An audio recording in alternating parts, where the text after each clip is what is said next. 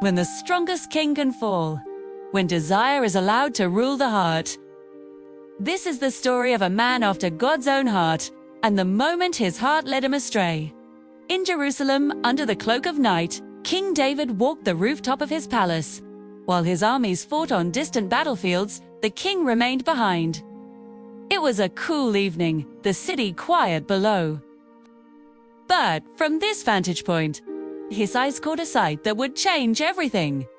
A woman, beautiful and unaware, bathing under the moonlight. Her name was Bathsheba. In that single moment, a seed of desire was planted in the king's heart. A dangerous curiosity grew into an undeniable temptation. The music of the night turned tense, a silent battle raging within him. Should he look away? Or give in to the impulse? Messengers were sent, whispers exchanged in the shadows of the palace. Bathsheba was brought to him, a secret meeting shrouded in the darkness. What began as a fleeting glance spiraled into a decision that would unravel his kingdom and his soul. The momentary pleasure soon gave way to a chilling reality. A message arrived, short and devastating. "I am with child." Panic set in. He would bring Bathsheba's husband Uriah the Hittite home from the war. It was a cunning plan. If Uriah spent a night with his wife, the child would be thought his own. Uriah, a soldier of unwavering loyalty, arrived at the palace. David welcomed him, feigning interest in the war. But Uriah's integrity was a stark contrast to David's deceit. He refused to go home. He slept at the entrance to the palace with the king's servants. When David asked why, Uriah's reply was a sharp rebuke to the king's conscience. "The ark and Israel and Judah are staying in tents, and my commander Joab and my lord's men are camped in the open country. How could I go to my house to eat and drink and be with my wife?" His honor was unshakable. David tried again, getting him drunk. But still, Uriah would not go home. The king's desperation turned dark. His plan had failed. Now, he would resort to the unthinkable.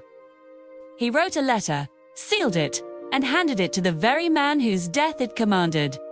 Uriah, unknowingly carrying his own death sentence, returned to the battlefield. The letter to the army commander was chillingly clear. "Put Uriah in the front line where the fighting is fiercest, then withdraw from him, so he will be struck down and die." And so it was done. Uriah, the Hittite, a loyal soldier, a man of principle, was betrayed and killed by the king he served. The news of his death reached David, the final piece of his deceitful puzzle falling into place. After Bathsheba's time of mourning, David brought her to the palace, and she became his wife. He thought his sin was buried, hidden from the world. But nothing is hidden from the eyes of God. The Lord sent the prophet Nathan to the king. Nathan didn't come with accusations, but with a story. There were two men in a certain town, he began, one rich and the other poor. The rich man had a very large number of sheep and cattle, but the poor man had nothing except one little Away lamb he had bought. He raised it, and it grew up with him and his children. It shared his food, drank from his cup, and even slept in his arms. It was like a daughter to him.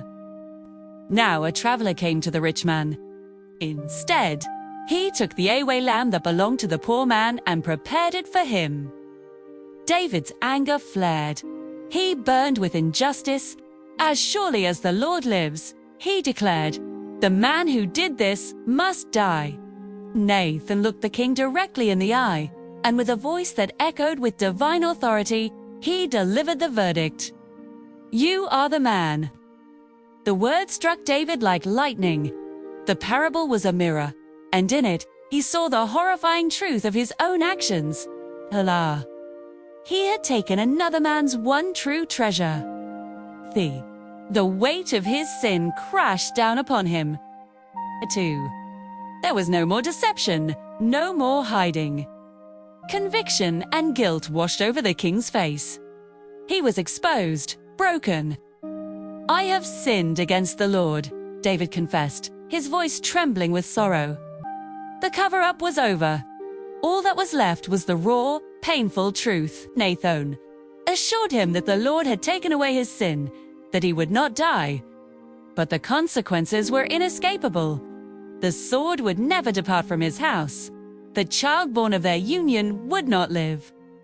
We see David, the once proud king, now on his knees in prayer, fasting, weeping. He was a man stripped of his pride, pleading for mercy. The story of David and Bathsheba is a powerful reminder that no one is above falling, but it is also a profound story of repentance. It shows that even in our darkest moments, when confronted with our own sin, the path to restoration begins with a broken and contrite heart. Thank you for watching. If this story moved you, please like, share, and subscribe for more content like this.